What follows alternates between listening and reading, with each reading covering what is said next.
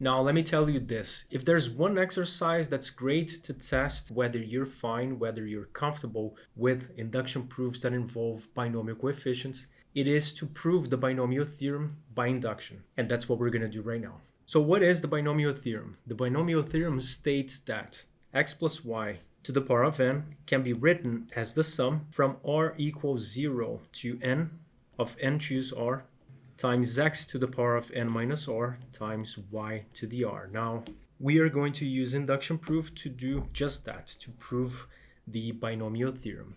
Let's go through the 5 steps. Step number 1, writing our propositional function. We are pretty much copying what we have right here, which is the binomial theorem. And the interval to be considered here could be all positive integers or all integers greater than or equal to 0. Both of these cases would work. But we're going to select the interval to be, for this exercise, positive integers. I'll write that interval over here as well.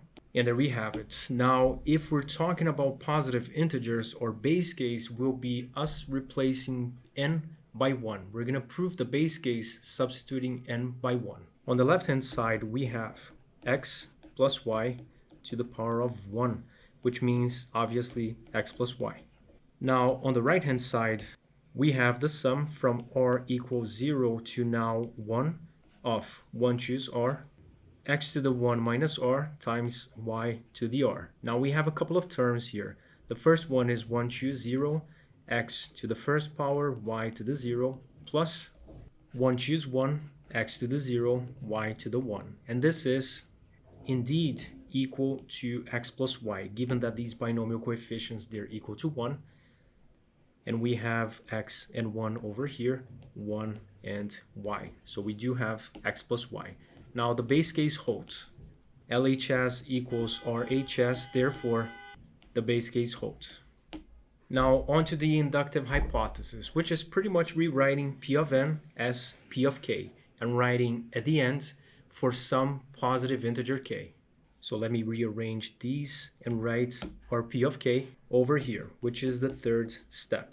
So x plus y to the k, the sum from r equals 0 to k choose r, x to the k minus r, y to the r. This may be a good time to expand this sum. Instead of looking at this as a sum, let's expand all the terms involved in this sum, which is this sigma notation. So what we're actually saying is that x plus y to the power of k is equal to k choose 0, x to the k minus 0, y to the 0, plus k choose 1, x to the k minus 1, y to the first power, plus k choose 2, and on and on and on, all the way up to the last two terms, k choose k minus 1, x to the first power, y to the k minus 1, plus, and now the last one, k choose k, x to the 0, y to the k. Now we're going to assume that this is true for some positive integer k. So now that we've finished P of k, let's go to P of k plus 1, which is the inductive hypothesis. We're going to substitute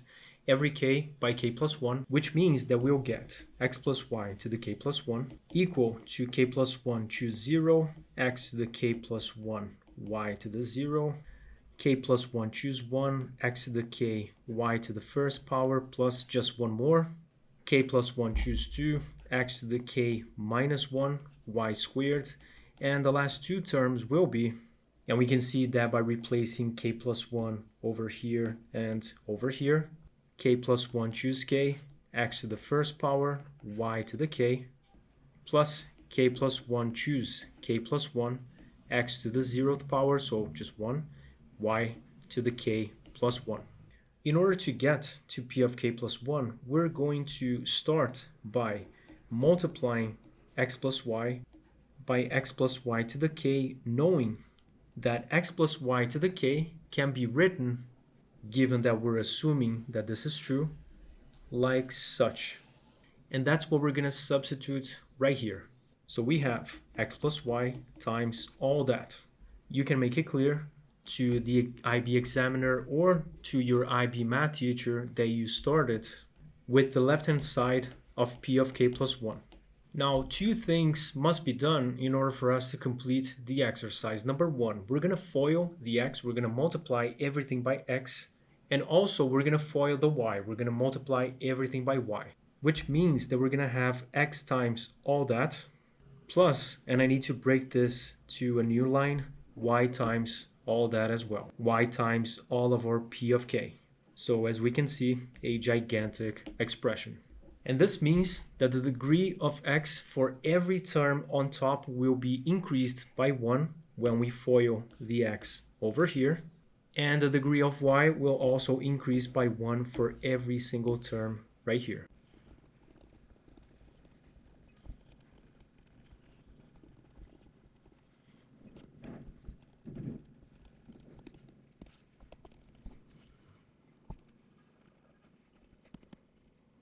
And there you have it. Now, there's a reason why I wrote the terms which have the same powers, one on top of the other. And the reason for that is we are going to rewrite this, for example, this sum, putting x to the k times y as a common factor. We're going to rewrite this, putting x to the k minus 1's y squared as a common factor. The same thing goes for this. And this term, they show up indeed over here and over here as well. It's just not shown. Now these guys, on the other hand, they're going to be leftovers. Now let's put things in place. We have k choose 0, x to the k plus 1 plus, let's write the 1 in blue, x to the k y times k choose 0 plus k choose 1 plus. Now on to the yellow one. X to the k minus 1 y squared, k choose 1 plus k choose 2 plus dot dot dot all the way up to x y to the k choose k minus 1 plus k choose k plus the term to the right, k choose k y to the k plus 1. Now we did that for one particular reason. We are going to apply Pascal's rule. So what is Pascal's rule?